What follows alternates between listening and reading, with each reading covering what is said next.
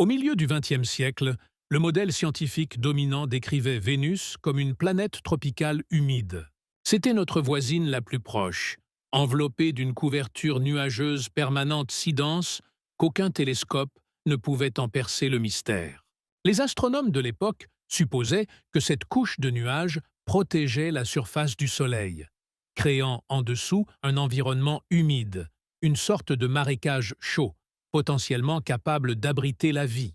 Cette hypothèse était si profondément ancrée dans la planification des missions que les premières sondes soviétiques embarquèrent des capteurs spécifiquement calibrés pour détecter la présence d'eau. La réalité était exactement l'inverse. L'atmosphère n'était pas un bouclier.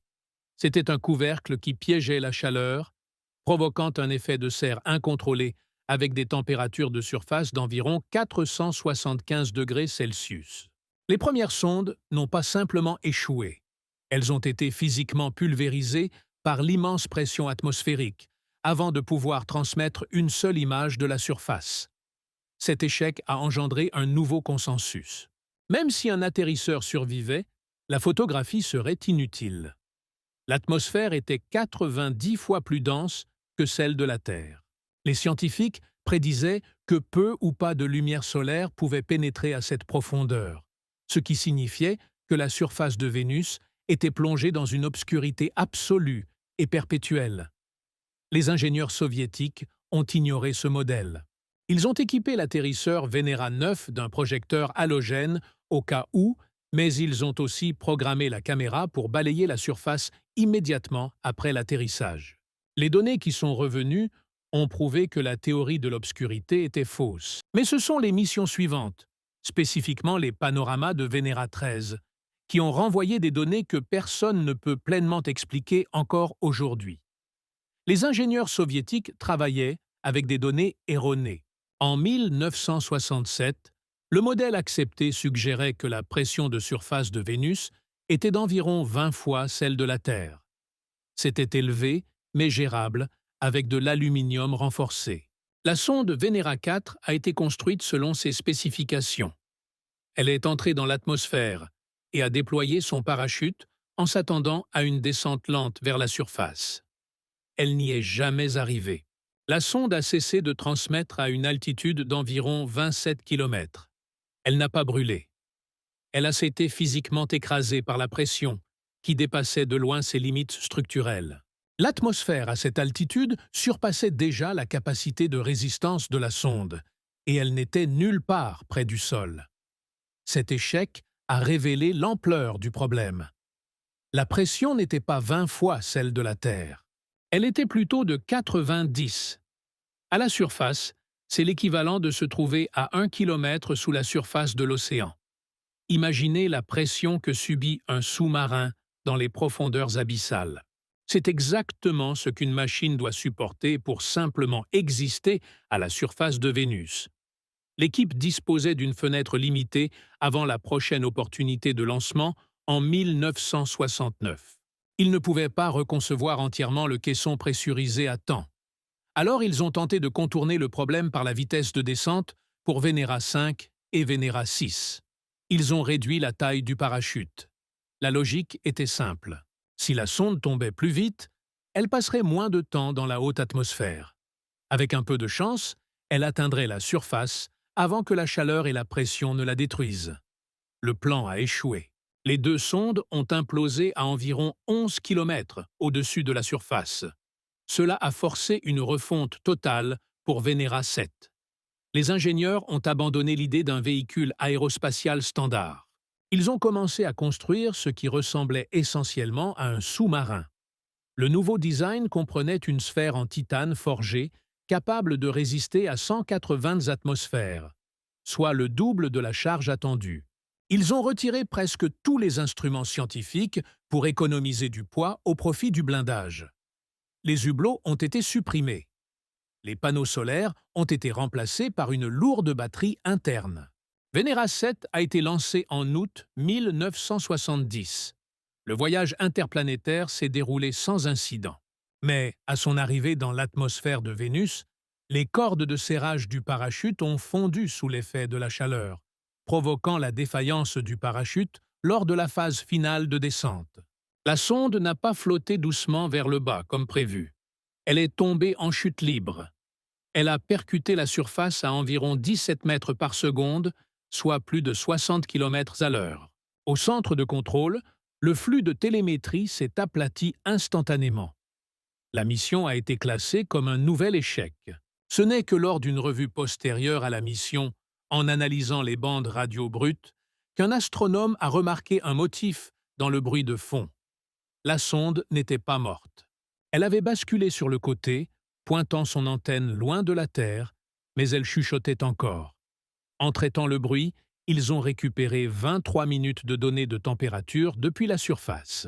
C'était la première fois qu'une machine humaine transmettait des données depuis la surface d'une autre planète. Les données ont confirmé que la surface était à environ 475 degrés Celsius. Cela prouvait qu'une machine pouvait survivre, mais aussi que toute caméra envoyée sur ce monde devrait être construite comme un char d'assaut. La survie de Venera 7 a prouvé qu'une sphère en titane pouvait résister à la pression écrasante de 90 atmosphères. Le problème pour la génération suivante de sondes était la température. La surface de Vénus est à 475 degrés Celsius. C'est suffisamment chaud pour faire fondre le plomb, le zinc et l'étain. C'est aussi suffisamment chaud pour détruire instantanément les composants électroniques en silicium standard. Les ingénieurs ne pouvaient pas simplement isoler l'atterrisseur. L'isolation ne fait que ralentir le transfert de chaleur.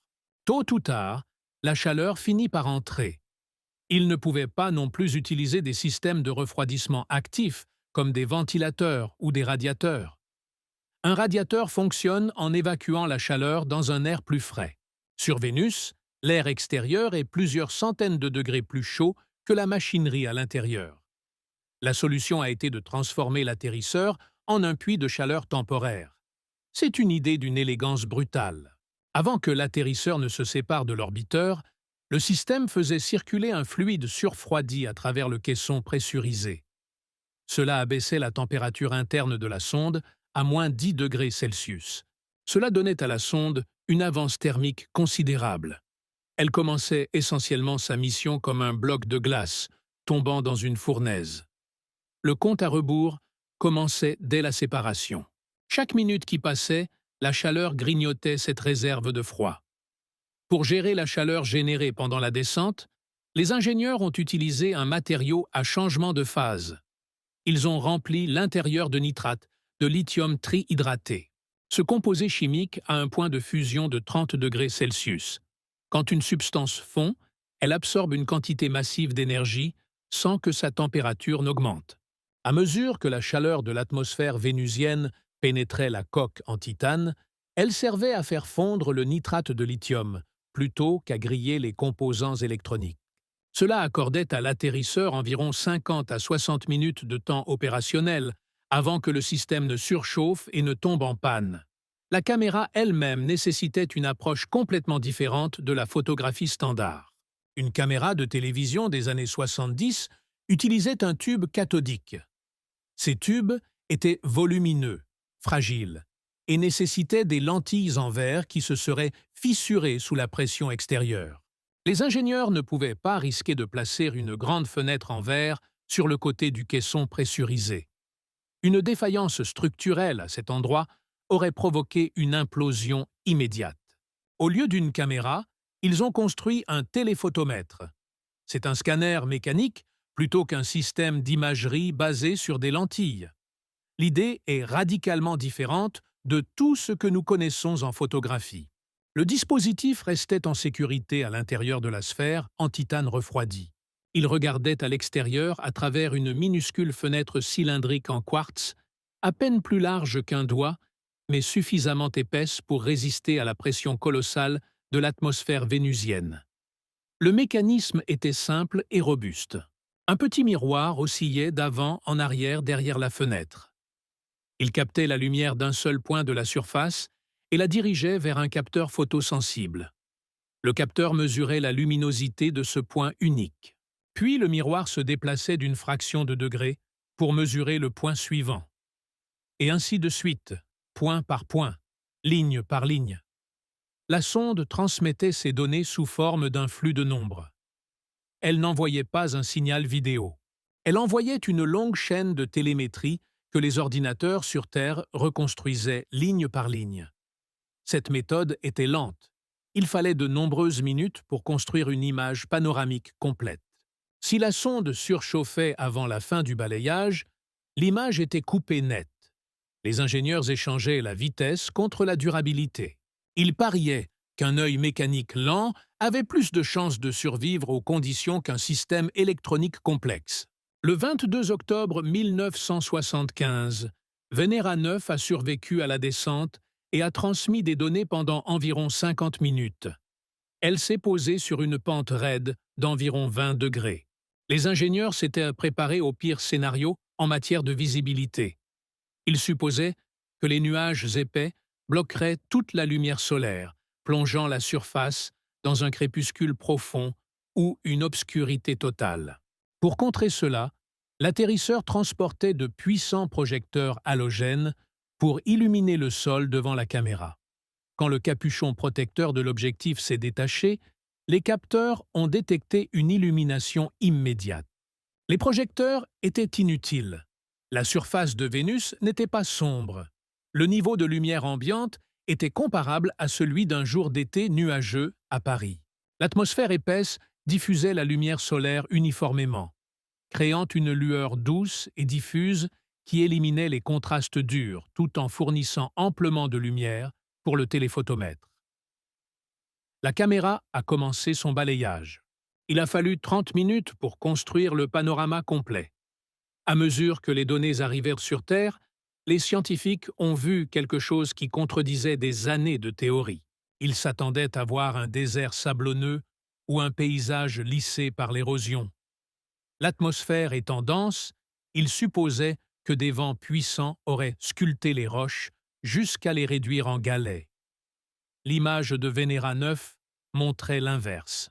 Le sol était couvert de roches anguleuses et tranchantes. Les arêtes étaient déchiquetées et brisées. Cela impliquait que la surface était géologiquement jeune. Cela prouvait aussi que la vitesse du vent à la surface était négligeable. Les roches n'avaient pas été érodées par le vent ou le sable. L'atmosphère était calme. L'image a aussi révélé la clarté de l'air. Il n'y avait ni brouillard ni poussière près du sol. L'horizon était clairement visible dans les coins du cadre panoramique. La sonde reposait sur un amas de débris tectoniques, probablement le résultat de l'atterrissage lui-même ou d'un récent mouvement géologique. 3 jours plus tard, Venera 10 s'est posée à plus de 2000 km de distance et a fonctionné pendant 65 minutes. Elle a touché le sol sur une plaine beaucoup plus ancienne et plus lisse. Ces images montraient des dalles plates de roches, ressemblant à des coulées de magma séché. La différence entre les deux sites d'atterrissage a prouvé que Vénus n'était pas un désert uniforme. Elle possédait des régions géologiques distinctes. Elle avait des montagnes, des pentes et des plaines. La découverte principale, cependant, restait la lumière. Le fait que le Soleil puisse pénétrer 90 atmosphères de dioxyde de carbone montrait qu'une lumière diffuse significative atteignait la surface, contredisant les prédictions antérieures d'obscurité totale. Ces deux images en noir et blanc étaient le premier regard direct sur la surface d'une autre planète. Mais elles étaient limitées par leur absence de couleur. Les scientifiques pouvaient voir les formes, mais ils ne pouvaient pas voir la vraie nature du monde chimique qu'ils avaient touché. En mars 1982, l'Union soviétique a lancé les missions Venera 13 et Venera 14. Ces sondes représentaient l'apogée du programme. Elles étaient plus lourdes, plus intelligentes et transportaient plus d'instruments que leurs prédécesseurs. L'objectif principal n'était plus simplement de prouver que la surface existait. L'objectif était de la caractériser chimiquement et visuellement. Pour ce faire, les ingénieurs ont amélioré les téléphotomètres afin de capturer la couleur. Venera 13 s'est posée le 1er mars 1982 et a survécu pendant un record de 127 minutes. Elle a commencé sa séquence de balayage immédiatement. La caméra n'a pas pris une seule photographie en couleur.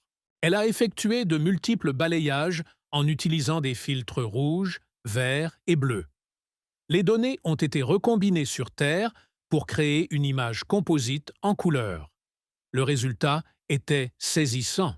Les images en noir et blanc de 1975 avaient montré un monde rocheux, austère. Les images en couleur ont révélé un paysage baigné dans une lueur orange profonde et suffocante. Il n'y avait aucune autre couleur. Les roches étaient oranges. Le ciel était orange. L'horizon était orange. Le sol, le firmament, tout était fondu dans cette même teinte cuivrée et oppressante. Ce n'était pas un dysfonctionnement. Ce n'était pas un problème de calibration. C'était le résultat de la physique atmosphérique pure. L'atmosphère de Vénus est si épaisse qu'elle agit comme un filtre massif. Elle absorbe les longueurs d'onde bleues et vertes de la lumière solaire à mesure qu'elle traverse les nuages. Seules les longueurs d'onde rouges et oranges atteignent la surface. Pour vérifier cela, l'atterrisseur transportait un étalon de calibration de couleurs dans le champ de vision de la caméra. L'étalon contenait des bandes de peinture blanches, rouges, vertes et bleues. Sur l'image transmise, la bande blanche apparaissait orange. La bande bleue apparaissait presque noire. Cela prouvait qu'un être humain se tenant debout sur Vénus verrait le monde en teinte sépia. Le cerveau ne serait pas capable de corriger les couleurs de la scène parce qu'il n'y aurait aucune référence de lumière blanche. Sur Terre, notre cerveau ajuste constamment notre perception des couleurs en se basant sur ce que nous savons être blanc. Sur Vénus, cette référence n'existe pas. Tout baigne dans la même lumière orange. L'œil humain ne verrait que des nuances d'orange et de brun à perte de vue. Un monde monochromatique, comme une photographie sépia vivante. Venera 13 a aussi fait une percée dans le domaine de l'audio. Elle transportait un microphone Groza 2. Cet instrument était conçu pour détecter l'activité sismique et les décharges atmosphériques, mais il fonctionnait aussi comme un enregistreur audio standard. Il a capturé les premiers sons jamais enregistrés sur une autre planète. L'enregistrement a révélé deux types distincts de bruit. Le premier était le vent. La télémétrie indiquait une vitesse de vent d'environ 0,5 mètres par seconde. Sur Terre, c'est à peine une brise. Sur Vénus, l'air est 60 fois plus dense que l'atmosphère terrestre. Un vent se déplaçant à 0,5 mètres par seconde pousse avec une force significative.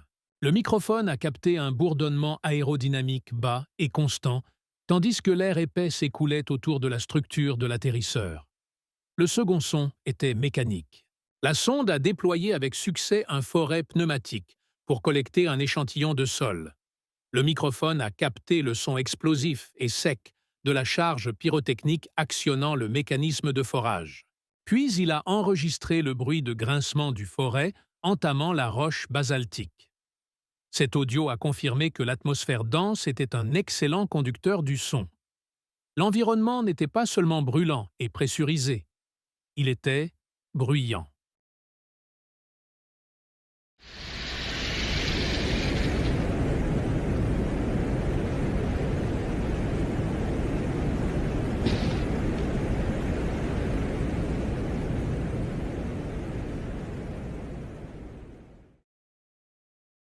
Venera 14 s'est posée 4 jours après sa jumelle, le 5 mars 1982.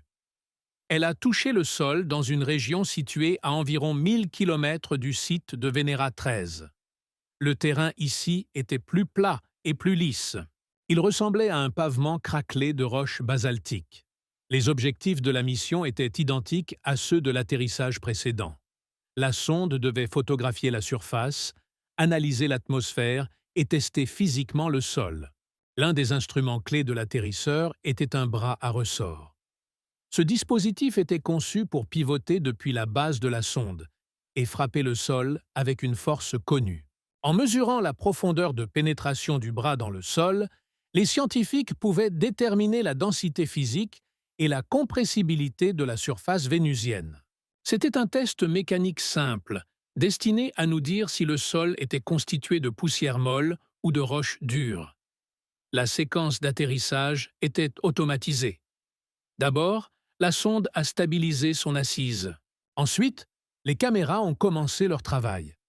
Les objectifs étaient couverts par des capuchons en titane pendant la descente pour protéger l'optique de la chaleur et de la pression. Une fois à la surface, des charges pyrotechniques se sont déclenchées pour éjecter ces capuchons. Les capuchons ont sauté, dégageant le champ de vision des téléphotomètres. Sur Venera 14, le capuchon de l'objectif a été éjecté exactement comme prévu. Cependant, il n'a pas roulé au loin. Il est tombé directement sur l'endroit où le bras de compressibilité était programmé pour frapper. Quelques instants plus tard, le bras s'est déployé. Il a pivoté vers le bas et a martelé l'objet situé directement en dessous de lui. La télémétrie renvoyée sur Terre indiquait que la surface de Vénus était incroyablement dure et rigide. Elle montrait une compressibilité nulle. C'étaient des données techniquement précises. La sonde ne mesurait pas le sol. Elle mesurait le capuchon en titane qu'elle avait apporté depuis la Terre. La caméra a balayé la zone et a renvoyé une image confirmant la défaillance. La photographie montre clairement le bras appuyant fermement au centre du capuchon d'objectif rejeté. La véritable surface de Vénus se trouvait à seulement quelques centimètres de là, intacte et inexplorée. L'incident reste l'échec mécanique le plus célèbre de l'histoire du programme, et probablement l'un des plus ironiques de toute l'histoire de l'exploration spatiale. Il a souligné l'immense difficulté des opérations à distance. Les ingénieurs avaient réussi à naviguer des millions de kilomètres dans l'espace, survécu à la rentrée atmosphérique et atterri dans l'environnement le plus hostile du système solaire, pour être vaincus par un simple morceau de leur propre équipement de protection. Un capuchon d'objectif de quelques centimètres de diamètre avait rendu inutile l'un des instruments clés de la mission. Les données de mission sont restées dans les archives pendant 30 ans. Le consensus scientifique demeurait que Vénus était stérile. La température et la pression de surface rendaient toute chimie organique impossible. En 2012, cependant, Leonid Xanfomaliti a publié un article qui remettait en question cette vision. Xanfomaliti n'était pas un théoricien marginal. C'était un contributeur respecté du programme spatial soviétique original. Il a décidé de réexaminer les séquences panoramiques brutes de Venera 13 en utilisant des techniques modernes de traitement numérique d'images. Son analyse s'est concentrée sur la chronologie des images.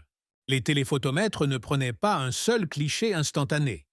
Ils balayaient la scène de manière répétée au cours de la durée de vie de la sonde. Chaque balayage complet prenait plusieurs minutes. En alignant ces balayages séquentiels avec une précision numérique impossible à atteindre dans les années 80, Xanfomaliti a cherché des changements entre les images. Il en a trouvé.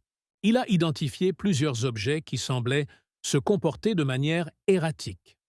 L'anomalie la plus proéminente, il l'a nommée le scorpion.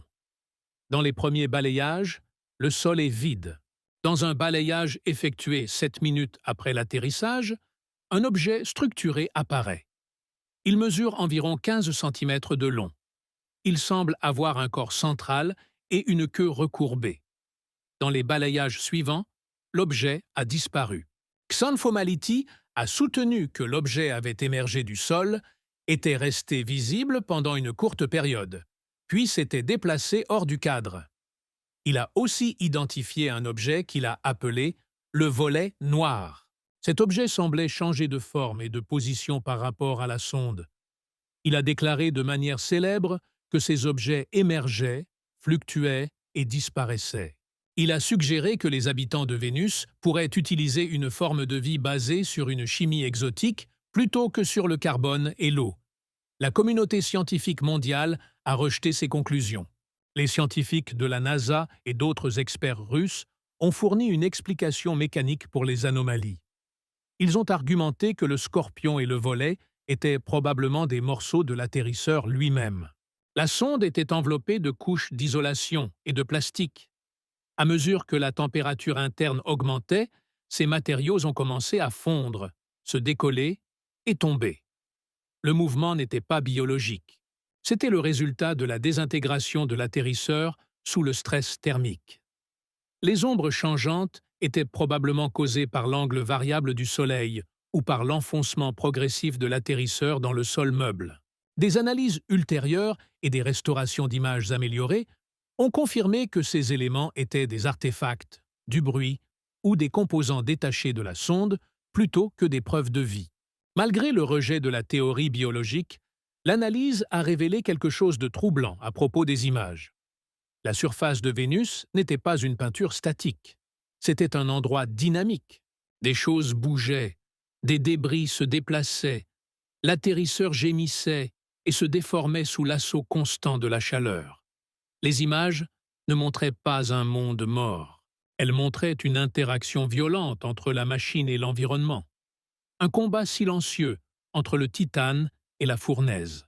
Les formes impossibles étaient probablement les convulsions agonisantes de la sonde elle-même, son isolation se désagrégeant, ses composants se tordant, capturés au ralenti par la caméra à balayage. C'étaient en quelque sorte les derniers instants d'une machine documentée par son propre œil mourant. La caméra de Venera 14 a été le dernier œil que l'humanité a ouvert sur la surface de Vénus. Après 1982, les priorités soviétiques ont changé. Les ingénieurs ont réalisé qu'atterrir à des endroits aléatoires fournissait d'excellentes données de proximité, mais ne permettait pas de cartographier la planète entière. C'est comme si vous observiez la France en ne regardant que 2 ou 3 mètres carrés de sol à Lyon et à Marseille. Vous auriez des données fascinantes sur ces points précis, mais aucune idée de la géographie d'ensemble. Pour comprendre la géologie de Vénus à l'échelle globale, ils devaient voir à travers les nuages depuis l'orbite. Venera 15 et Venera 16 ont été lancés en 1983. Elles ne transportaient pas d'atterrisseurs. Elles transportaient des systèmes massifs de radars à synthèse d'ouverture. Ces sondes ont cartographié l'hémisphère nord de la planète. Elles ont révélé des volcans boucliers, des canaux de lave et des fractures tectoniques. Les données étaient scientifiquement inestimables, mais abstraites. C'était une carte topographique, pas une photographie. Les dernières missions soviétiques vers Vénus, Vega 1 et Vega 2, ont été lancées en 1985. C'étaient des missions hybrides, conçues pour intercepter une comète en chemin. Elles ont largué des unités d'atterrissage sur Vénus en passant. Ces atterrisseurs se sont concentrés sur la chimie du sol et l'analyse atmosphérique. Ils ont aussi déployé des ballons qui ont flotté dans la haute atmosphère pour mesurer les vitesses du vent. Ils ne transportaient pas de caméras. Les ingénieurs avaient décidé que le poids du système d'imagerie serait mieux utilisé pour d'autres instruments. Avec l'effondrement de l'Union soviétique, le programme s'est arrêté. Les données des missions Venera étaient stockées sur des bandes magnétiques dans des archives soviétiques. Avec le temps, les supports physiques ont commencé à se dégrader. Le champ magnétique s'affaiblissait. Les informations s'effaçaient lentement. Les images qui apparaissaient dans les journaux et les revues scientifiques dans les années 60, 10 et 80 étaient souvent granuleuses et à faible contraste. C'étaient des reconstructions analogiques de signaux numériques, traités par des ordinateurs qui avaient moins de puissance de calcul qu'une calculatrice moderne. Dans les années 2000, une nouvelle génération de chercheurs a entamé un processus d'archéologie numérique. Ils sont retournés aux données brutes de télémétrie. Les ordinateurs modernes pouvaient traiter le bruit du signal bien plus efficacement que les ordinateurs centraux des années 80. Ils ont comblé les pixels manquants et corrigé la distorsion géométrique causée par les miroirs panoramiques. Ce travail de restauration a révélé des détails qui étaient restés invisibles pendant des décennies. Les nouvelles images montraient la texture du sol et la stratification du socle rocheux avec une clarté sans précédent. Elles ont révélé que la ligne d'horizon était plus éloignée qu'on ne le pensait auparavant. Aujourd'hui, ces images restaurées restent les seules photographies optiques directes au niveau du sol jamais prises de la surface vénusienne. Des missions orbitales radar ultérieures et des observations plus récentes, y compris des détections en infrarouge proches par la sonde Parker Solar Probe qui a capté une faible émission thermique de la surface à travers des fenêtres atmosphériques, ont ajouté de nouvelles perspectives précieuses. Cependant, aucune mission depuis n'a renvoyé de nouvelles photographies prises depuis la surface elle-même. Chaque autre image de Vénus que vous voyez est soit une carte radar, soit un rendu artistique, soit une photo du sommet des nuages. Nous avons envoyé des rovers sur Mars qui transmettent de la vidéo haute définition quotidiennement. Nous avons survolé Pluton et photographié ses plaines glacées. Nous avons envoyé des sondes au-delà de notre système solaire. Pourtant, pour la planète la plus proche de la Terre, notre voisine immédiate, notre compréhension visuelle est figée en 1982. Nous nous appuyons sur des données collectées par une sphère en titane qui a fondu il y a plus de 40 ans. 40 années de progrès technologiques, et nous n'avons toujours pas posé un nouvel œil sur cette surface. Jusqu'à ce qu'un nouvel atterrisseur survive à la descente, les plaines rocheuses et jaunâtres des panoramas Vénéra restent notre seule véritable vision de l'enfer.